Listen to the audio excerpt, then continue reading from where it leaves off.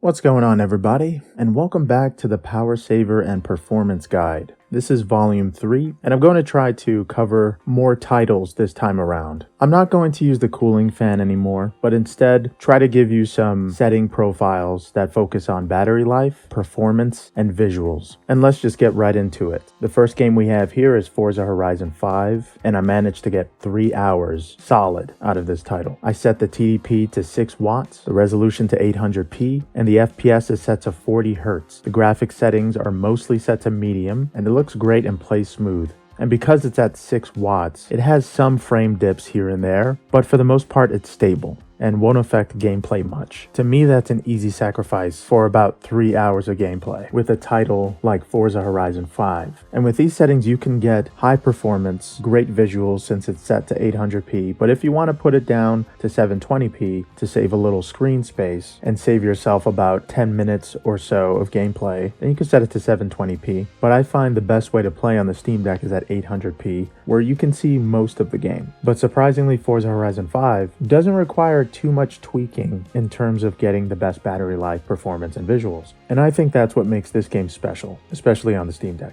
So the next game we got on the list is Prototype 1. I managed to get 3 hours and 50 minutes or so on this title. I set the TDP to 4 watts. The resolution is set to 720p. And the FPS is 40 Hz with high settings. The anti-alias is set to 2 times. The VSync is off, of course. And in order to play this game in an absolute stable state, you have to download Proton-6.5-GE1. That is Proton-6.5-GE1. In order to do that, you have to go to the desktop mode, discover, download Proton up-qt, and simply search for Proton-6.5-GE1. But make sure you download this Proton version before downloading and installing Prototype 1. Otherwise, the game just won't pick up your controller for some reason. And I've checked, Valve hasn't fixed this issue yet. Without this Proton version, the game consistently crashes every 5 to 20 minutes, which makes it ultimately unplayable. And this is one of my favorite titles from any console, so it was important to me to get this to work perfectly. I have finished this game without any crashes, which is more than I could say about most Steam Deck titles out there, because Forza Horizon 5 has crashed on me a lot of times. And before moving on, you just make sure that you have your Wi-Fi turned off for most of these games if you're not playing the multiplayer modes or any kind of leaderboard minigame for an extra 5 to 10 minutes and a more consistent performance. It actually does increase performance if you turn off Wi-Fi entirely. And of course, for all of these games, I have the allow tearing option enabled because for some reason on the Steam Deck, you can't see tearing even when you allow it or turn off VSync. Because for the most part, your eyes just can't catch it. The VSync is, for some reason, actually vertical, so it tears horizontally. And most of the time, we're looking up or down with these third-person action games. With the FPS, you can kind of tell slightly, but for the most part, it's not going to affect your overall gameplay. The next game on the list is Prototype 2, of course, and I managed to get a solid 3 hours out of this title. This is a newer title, so it is going to require a little more wattage. I set the TDP to 5 watts, and the resolution is at 720p, so you know everything you're doing, because there are small markers in this game that you have to pay attention to, like people, for instance. The FPS is set to 40 Hz, medium settings. Graphics are set to medium settings.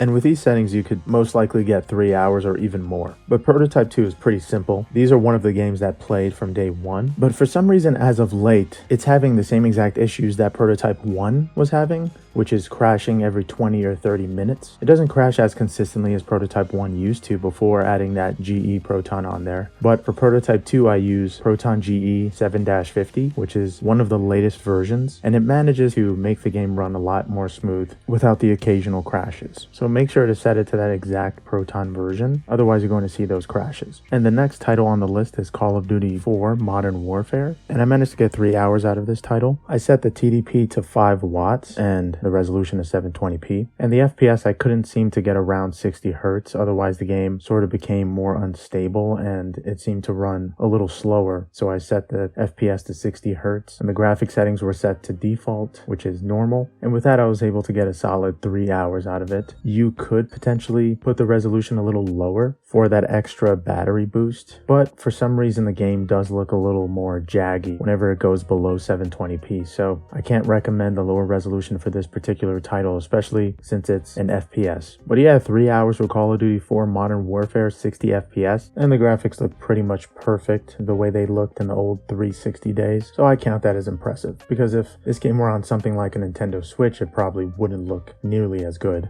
or play as good. And the next title on the list is one of my favorite co-op games, and that is Brothers: A Tale of Two Sons. I managed to get that game to run at a solid 4 hours, and I did this by setting the TDP to 4 watts. The resolution is still at 720p because there are a lot of moments where you have to control 2 characters or you have to play with 2 people, and the camera sort of zooms out a little bit in some segments, which makes it hard to tell what the small details are. So I think if you are playing this handheld mode, setting it to 720p is the best resolution for your situations. And the FPS is set to 40 Hz, mainly because why not? And I don't like the way the game runs at 30 FPS. It just sort of doesn't look as natural as it does with 40. And the settings are set to medium because for the most part, this game doesn't really upgrade as much when you put it to high settings. There is sort of a little cartoony look with this game, so setting the graphic settings all the way up won't really give you too much to boast about. And the next title on the list was surprising because I thought I would get more out of the battery life with this one, since it is a game that came out around the time where Xbox 360 was about to end,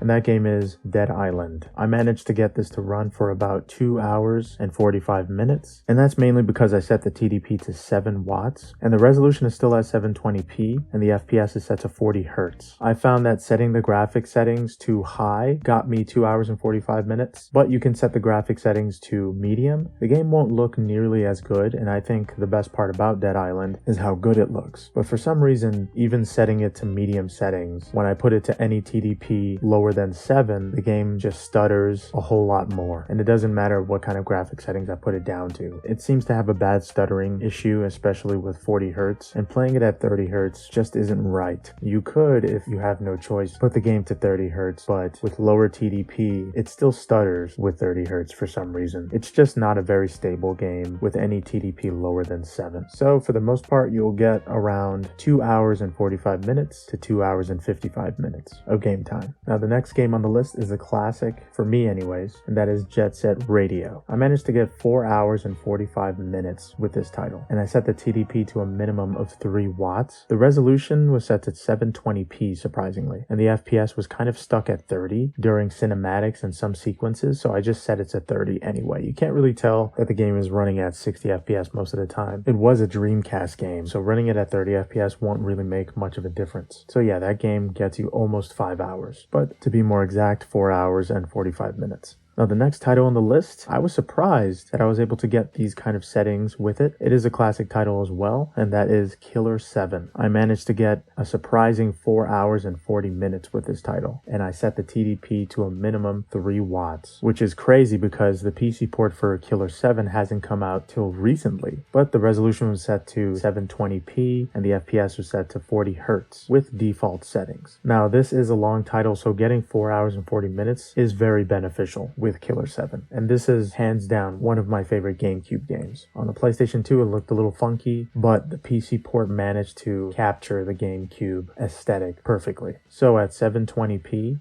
4 hours and 40 minutes and 40 Hz, you'll get the performance, quality, and game time from this classic and awesome title. And the second to last game on this list is Super Hot. Now the main difference between these settings that I'm going to tell you and the Nintendo Switch version is the FPS. I managed to get 3 hours and 10 minutes with this title, setting the TDP to 5 watts, the resolution at 720p, and the FPS was set to 45 Hz. I think the difference between 45 to 60 is minuscule and you'll barely tell the difference while playing this title. And the fact that you can set it to 5 watts with this kind of FPS is incredible. And it manages to give you 3 hours and 10 minutes. And Super Hot is one of those games that only takes about 2 hours and change to finish, if you can do it properly enough. That's why it's an exceptional VR game, because it doesn't take much to beat on something like the MetaQuest 2 with just 1 battery charge. So 3 hours will probably enable you to just finish the game in one go, and running at 45 Hz, you'll have a great time doing it. The last game on this list is Resident Evil 4 Remake. Now this was a very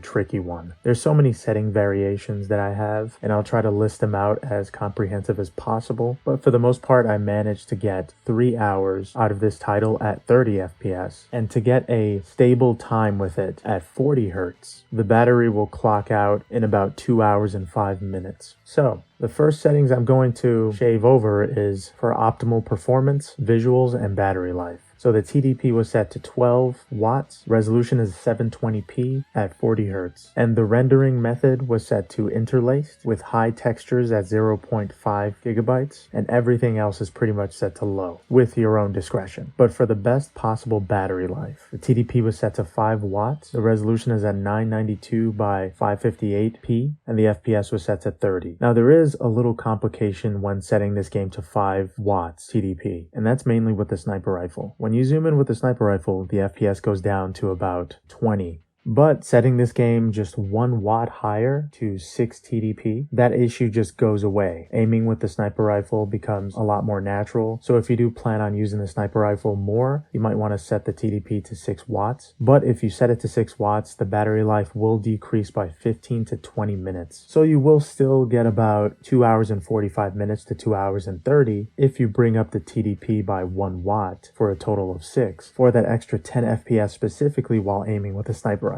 I'm just listing this off because I know some people are going to be like, well, with the sniper rifle, the game is almost unplayable. Well, if you set it to 6, the game will be playable. You're welcome. But for the battery saving profile, the graphic settings are exactly the same, but there is a third setting which will bring your battery life down to about 1 hour and 45 to 2 hours. But that's only if you bring the textures up to 6 gigabytes, and that'll make your game look drastically better. But the battery life will decrease by 10 to 20 minutes, depending on the situation. But it seems regardless of the texture memory, because this game is verified, it still runs pretty well. There is slightly more stuttering when bringing the textures up to 6 gigabytes. But I tell you, there's probably more stuttering on a Windows gaming laptop. And because you have shader cache, for the most part, if you bring the textures up to 6 gigabytes, the gameplay is relatively stable and it looks amazing. But the rendering method is still at interlaced, because if you switch it to normal, the FPS is going to drop to about 26. And for the most part, with these two profiles, depending on what textures you set it to, the FPS will be a stable either 40 or 30. And of course, besides the rendering method of interlaced or normal, the shadows should be set to medium or low to make a bigger difference on performance.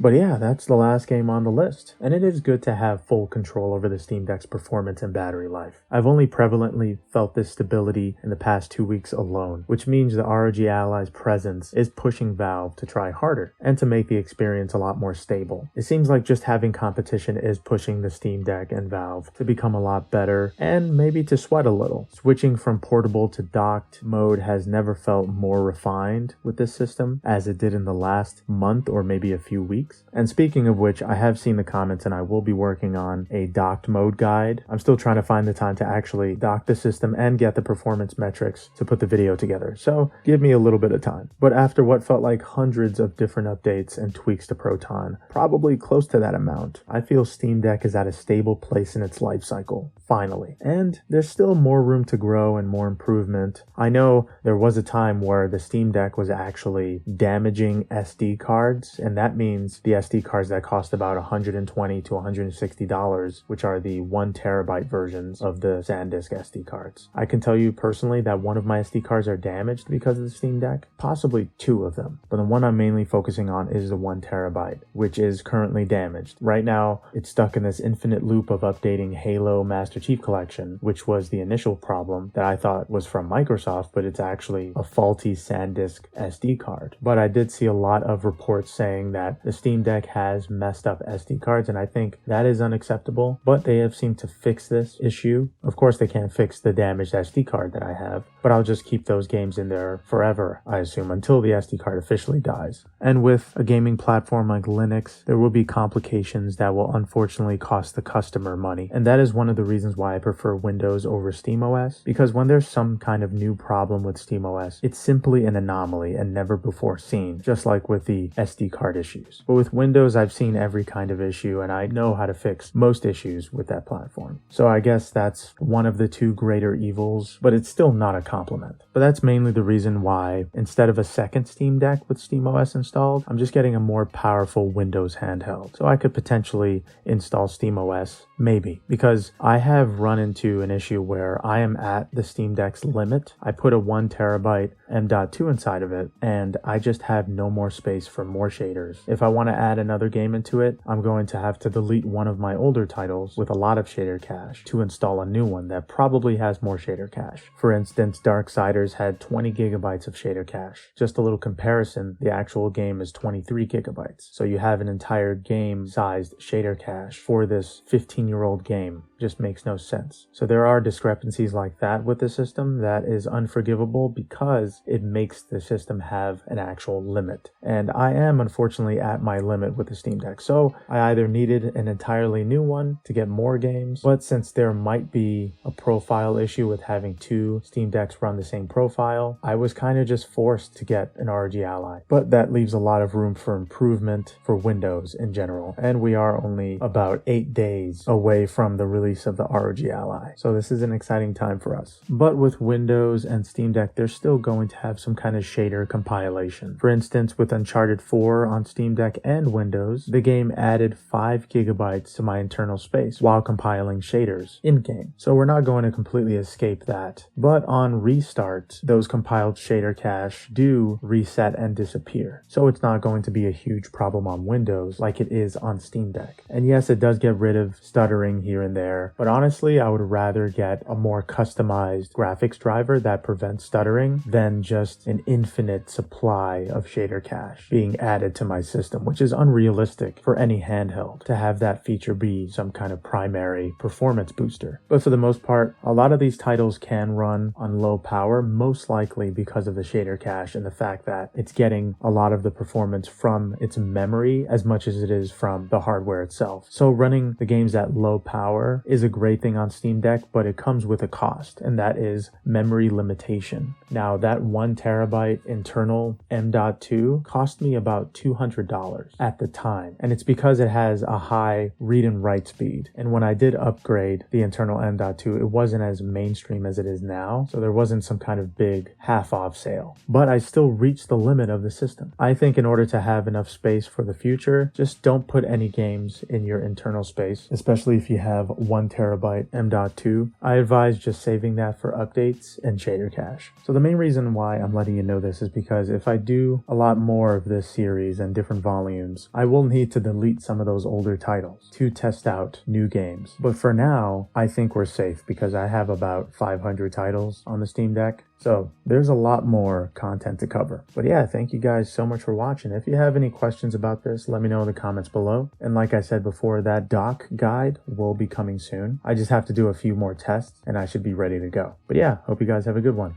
Later.